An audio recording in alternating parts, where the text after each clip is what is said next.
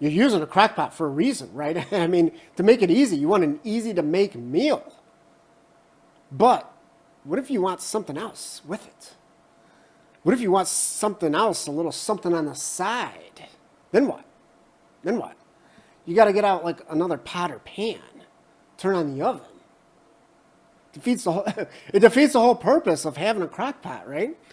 So what if you could have two meals? Make two meals in the same crock pot. That's what this multi-meal crock pot does. Two meals.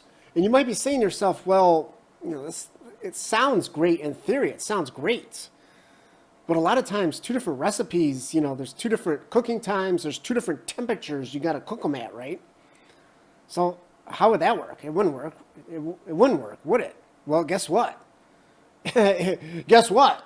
It does work in this multi-pot because this thing's got dual temperature zones.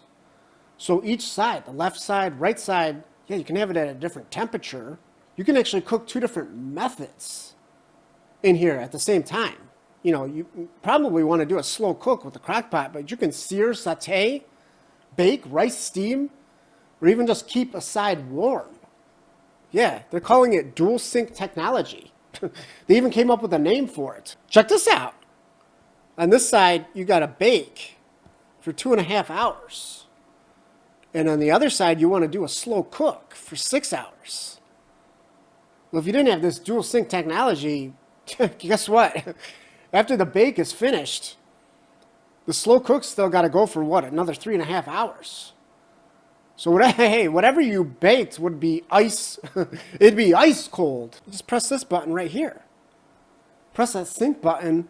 It's going to ensure both sides finish at the same time. It doesn't matter that they're two different cooking methods, two different cooking times. At the 6-hour mark, this thing's going to be finished. You're going to open the lid on both sides.